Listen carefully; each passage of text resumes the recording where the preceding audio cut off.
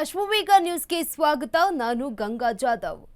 HDK ಹಳೆ team ಜೆಡಿಎಸ್ಗೆ ಮತ್ತೆ ವಾಪಸ್ ಆಗುತ್ತಾ? ರಾಜ್ಯ ರಾಜಕೀಯದಲ್ಲಿ ಸಂಚಲನ ಇದೀಗ ಸೃಷ್ಟಿಯಾಗ್ತಾ ಇದೆ. ಎಚ್ಡಿಕೆ ಹಳೆ ಟೀಮ್ ಜೆಡಿಎಸ್ಗೆ ವಾಪಸ್ ಆಗುತ್ತಾ? ರಾಜ್ಯ ರಾಜಕೀಯದಲ್ಲಿ ಸಂಚಲನ ಸೃಷ್ಟಿಯಾಗ್ತಾ ಇರುವಂತದ್ದು.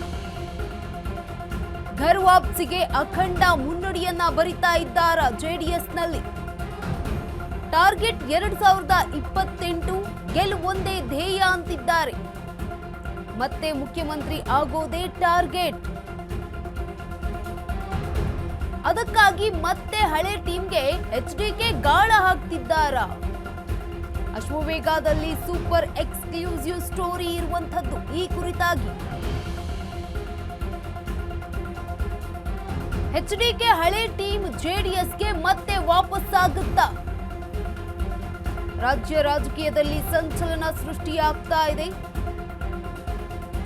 ಘರ್ ವಾಪಸಿಗೆ ಅಖಂಡ ಮುನ್ನುಡಿ ಈಗ ಬರಿತಾ ಇದ್ದಾರಾ ಜೆಡಿಎಸ್ನಲ್ಲಿ?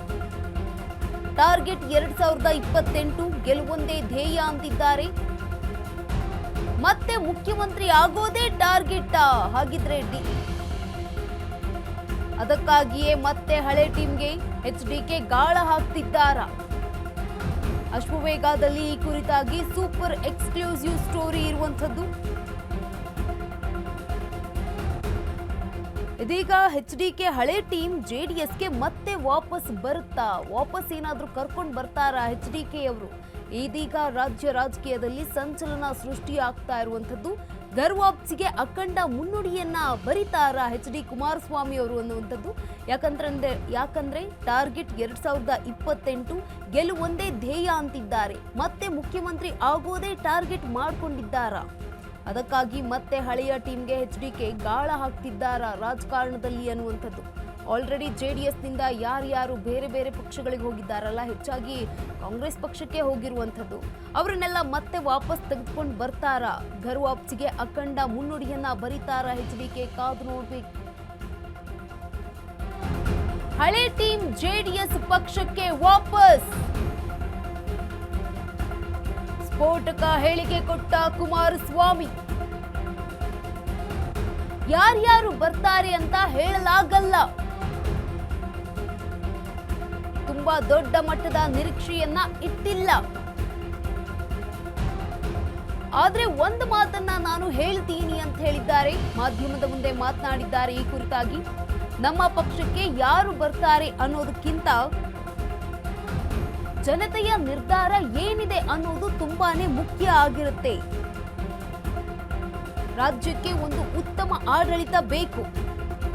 ಈಗ ಅಂತಹ ವಾತಾವರಣ ನಿರ್ಮಾಣ ಆಗಿದೆ ರಾಜ್ಯದಲ್ಲಿ. ಆ ನಿಟ್ಟಿನಲ್ಲಿ ಜನತೆಯ ನಿರ್ಧಾರ ಮಾಡ್ತಾರೆ. ಜನತೆಯೇ ನಿರ್ಧಾರ ಮಾಡುವಂಥದ್ದು. ಸ್ಫೋಟಕ ಹೇಳಿಕೆಯನ್ನ ಕೊಟ್ಟಿದ್ದಾರೆ ಕುಮಾರಸ್ವಾಮಿ ಅವರು. ಮಂಡ್ಯ ಜಿಲ್ಲೆಯಲ್ಲಿ ಮಾತನಾಡಿದ್ದಾರೆ. ಹಳೆ ಟೀಮ್ ಜೆಡಿಎಸ್ ಪಕ್ಷಕ್ಕೆ ವಾಪಸ್ ಆಗುತ್ತಾ ಅನ್ನುವಂಥದ್ದು ಇದೀಗ.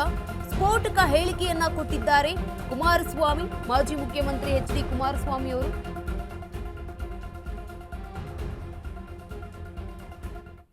ನಾನು ಯಾರ್ಯಾರು ಬರ್ತಾರೆ ಅಂತಕ್ಕಂಥ ಹೇಳಲಿಕ್ಕೆ ಆ ಮಟ್ಟದ ನಿರೀಕ್ಷೆ ಇಟ್ಟಿಲ್ಲ. ಆದ್ರೆ ಒಂದು ಹೇಳ್ತೇನೆ, ಈ ಬಾರಿ ರಾಜ್ಯದಲ್ಲಿ ಎಲ್ಲರ ಆಡಳಿತವನ್ನೇನು ನೋಡಿದ್ದಾರೆ. ಜನತೆಯ ಒಂದು ಭಾವನೆಗಳು ಇರ್ತಕ್ಕಂಥದ್ದು. ರಾಜ್ಯಕ್ಕೆ ಒಂದು ಉತ್ತಮವಾದಂಥ ಆಡಳಿತ ಬೇಕು ಅಂತಕ್ಕಂಥ ವಾತಾವರಣ ನಿರ್ಮಾಣ ಆಗಿದೆ. ಆ ನಿಟ್ಟಿನಲ್ಲಿ ಜನತೆ ನಿರ್ಧಾರ ಮಾಡ್ತಾರೆ ಅನ್ನೋದು ನನ್ನ ಅಭಿಪ್ರಾಯ. ಜನಗಳು ಯಾರು ಬರ್ತಾರೆ ಅನ್ನೋದಕ್ಕಿಂತ ಹೆಚ್ಚಾಗಿ ಜನತೆಯ ನಿರ್ಧಾರ ಏನಿದೆ. ಇವತ್ತು ತಮಿಳುನಾಡಿನಲ್ಲಿ ಯಾರಾದರೂ ವಿಜಯ್ ಅವರು ಅಧಿಕಾರಕ್ಕೆ ಬರ್ತಾರೆ ಅಂತಕ್ಕಂಥ ಊಹೆ ಮಾಡಿದ್ರ?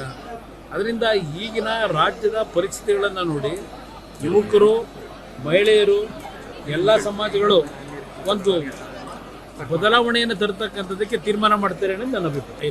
ನಾನು ಯಾರ್ಯಾರು ಬರ್ತಾರೆ ಅಂತಕ್ಕಂಥ ಹೇಳಲಿಕ್ಕೆ ಆ ಮಟ್ಟದ ನಿರೀಕ್ಷೆ ಇಟ್ಟಿಲ್ಲ. ಆದ್ರೆ ಒಂದು ಹೇಳ್ತೇನೆ, ಈ ಬಾರಿ ರಾಜ್ಯದಲ್ಲಿ ಎಲ್ಲರ ಆಡಳಿತವನ್ನೇನು ನೋಡಿದ್ದಾರೆ.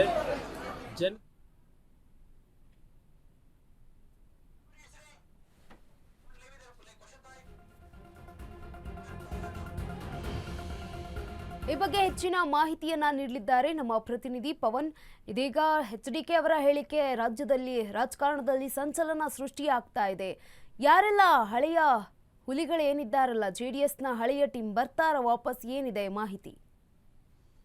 ಗಂಗಾ, ಏನು ಕಳೆದ ವಿಧಾನ ಪರಿಷತ್ ಫೈಟ್ನಲ್ಲಿ ಏನು ಅಡ್ಡಮತದಾನ ಆಯಿತು, ಈ ಅಡ್ಡಮತದಾನದ ಹಿಂದೆ ಮುಂದಿನ ರಾಜ್ಯ ರಾಜಕಾರಣದ ದಿಕ್ಕು ಬದಲಾಯಿಸ್ತಾ ಇತ್ತು ಅನ್ನೋದು ಹೇಳಲಾಗ್ತಿತ್ತು. ಅಂದರೆ CM DK ಶಿವಕುಮಾರ್ ಇನ್ನು ರಾಜ್ಯದ ಚುಕ್ಕಾಣಿ ಹಿಡಿದ್ರಲ್ಲ, ಹಾಗಾಗಿ ರಾಜ್ಯದಲ್ಲಿ ಹಲವು ಬದಲಾವಣೆಗಳಾಗ್ತಿವೆ.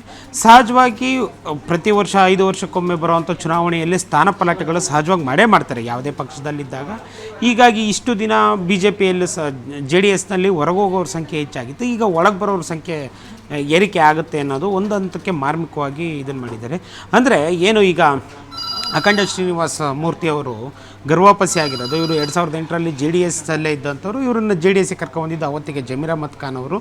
ಅವರ ನೇತೃತ್ವದಲ್ಲಿ ಇವಾಗ ಏನು ಹೊರಗಡೆಗೆ ಹೋಗಿದ್ರು, ಅಂದರೆ ಜಮೀರ್ ಅಹ್ಮದ್ ಖಾನ್ ಮತ್ತು ಚಲುವರಾಯಸ್ವಾಮಿ ನೇತೃತ್ವದಲ್ಲಿ 8 ಜನ ಶಾಸಕರು 2016ರಲ್ಲಿ ಪಕ್ಷದ ವಿರುದ್ಧ ರೆಬಲ್ ಆಗಿ ಹೋಗಿದ್ರೆ 2018ರಲ್ಲಿ ಕಾಂಗ್ರೆಸ್ ಪಕ್ಷವನ್ನು ಸೇರಿ ಅಲ್ಲಿ ಟಿಕೆಟ್ ತೊಗೊಂಡಿದ್ರು.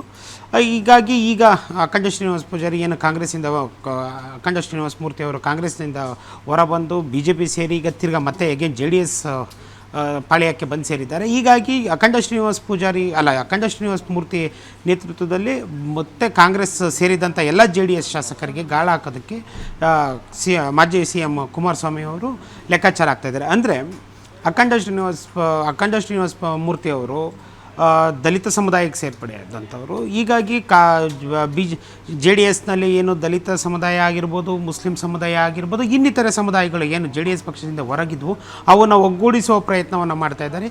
ಹೀಗಾಗಿ 2028ರ ವಿಧಾನಸಭಾ ಚುನಾವಣೆಯಲ್ಲಿ ಕನಿಷ್ಠ ನಾವು ಒಂದು 90ರಿಂದ 100 ಸೀಟು BJP ಜೊತೆ ತಗೋಬೇಕು, ಅಲ್ಲಿಗೆ ಗೆಲ್ಲೋವಂಥ ಅಭ್ಯರ್ಥಿಗಳನ್ನು ಹಾಕಬೇಕು. ಆ ಅಭ್ಯರ್ಥಿಗಳನ್ನು ಹಾಕಬೇಕು ಅಂದರೆ ಸಹಜವಾಗಿ ಹೊಸಬರನ್ನು ತಂದು ಲಾಂಚ್ ಮಾಡೋದಕ್ಕಾಗೋದಿಲ್ಲ. ಅಲ್ಲಿ ಏನೀಗ ಪ್ರಸ್ತುತ ರಾಜ್ಯ ರಾಜಕಾರಣದಲ್ಲಿ ರಾಜಕಾರಣ ಮಾಡ್ತಾ ಇದ್ದಂಥ ಅಂಥವ್ರನ್ನ ಕಾಂಗ್ರೆಸ್ನಲ್ಲಿ ಅಥವಾ BJPಯಲ್ಲಿ ಮೂಲೆ ಗುಂಪಾಗಿರೋಂಥವ್ರನ್ನ ಕರ್ಕೊಬಂದು ಪಕ್ಷಕ್ಕೆ ಸೇರಿಸ್ಕೊಳ್ಳೋವಂಥ ಕಾರ್ಯವನ್ನು ಕೇಂದ್ರ ಸಚಿವ ಕುಮಾರಸ್ವಾಮಿ ಅವರು ಮಾಡ್ತಾಯಿದ್ದಾರೆ. ಈಗ ಮೊದಲನೇದಾಗಿ ಅಖಂಡ ಶ್ರೀನಿವಾಸ ಮೂರ್ತಿ ಅವರು ಬಂದಿದ್ದಾರೆ. ಈಗ ಮುಂದಿನ ದಿನಗಳಲ್ಲಿ ಒಬ್ಬೊಬ್ಬರೇ ನಮ್ಮ ಹಳೆ ಸ್ನೇಹಿತರಾಗಿರ್ಬೋದು ಅಥವಾ ಕೆಲವಷ್ಟು ಜನ ಕಾಂಗ್ರೆಸ್ ಮತ್ತು BJPಯಿಂದ ಬರುವಂಥವ್ರು ಇದ್ದಾರೆ ಅನ್ನೋದನ್ನು ಮಾರ್ಮಿಕವಾಗಿ ಕುಮಾರಸ್ವಾಮಿ ಅವರು ನುಡಿದಿದ್ದಾರೆ. ಗಂಗಾ, ಧನ್ಯವಾದ.